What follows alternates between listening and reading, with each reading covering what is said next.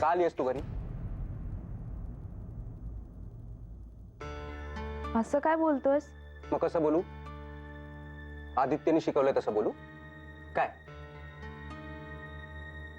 आज स्पेशली मला ऑफिस मध्ये बोलवलं होतं त्यांनी बायकोशी कसं वागायचं ह्याची शिकवणी द्यायला. वा, म्हणजे हा मला शिकवणार मी माझ्या बायकोशी कसं वागायचं. छान. अरे मी काय मूर्ख आहे का की माझं माझ्या बायकोवर प्रेमच नाहीये? नाही हो, तूच तक्रार करत असशील माझी. थोडंसं काही झालं की लगेच देसाईवाडीत धावतेस. मनोजनी असं केलं, मनोजनी तसं केलं, तूच सांगत असशील त्यांना.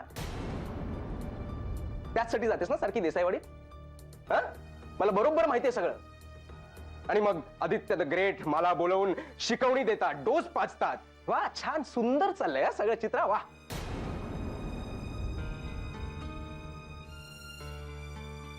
असं काहीही नाहीये मनोज. तुझा खूप मोठा गैरसमज झालाय. आणि आदित्य जर तुला काही बोलला असेल ना तर ते आपल्या भल्यासाठीच असेल याची खात्री आहे मला. हो, आदित्य बद्दल खात्री आहे पण मनोज बद्दल नाही. तुझा नवरा काय हीच झाड की पत्ती आहे, पण आदित्य देवच आहे ना. काय काय हक्क आहे त्याला? काय गरज आहे आपल्या संसारात नाक खुपसायची?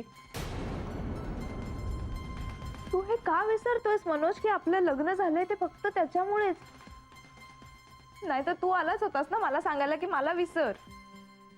आज आपण एकत्र आहोत ते फक्त त्यांनी सपोर्ट केलं म्हणून. अरे म्हणून काय रोज जाऊन त्याची आरती ओवाळू का आता? तू एवढा बाऊ का करतोयस? आपल्यातला ताण जाणवला असेल त्याला. आणि आदित्य स्वतः मेघनाशी प्रेमाने आणि आदराने वागतो त्यामुळे त्यांनी सांगितलं असेल तसं. तर त्यात काय चुकलं? चित्रा, अजूनही तू त्याचीच तरफदारी करतेस. आज ना माझी खात्री पटली आहे की तुझ्या लेखी मी शून्य आहे आणि आदित्य आणि देसाईवाडीतील लोक थोर आणि मी चोर. योग्यच बोललो होतो. मनोज, तू नेहमी असा तिरकाच विचार का करतोस रे? आणि माझं किती प्रेम आहे तुझ्यावर दिसत नाही का तुला? तुझं खरंच प्रेम आहे माझ्यावर?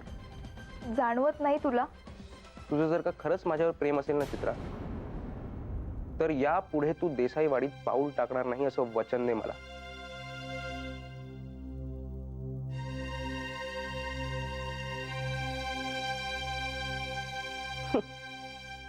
काय झालं? संपलं सगळं? हा, प्रेमाच्या परीक्षेत आऊट?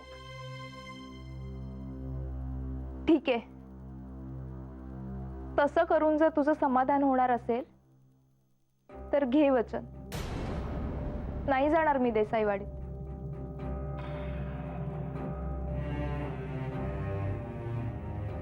वचन निभावशील ना तेव्हा खरं.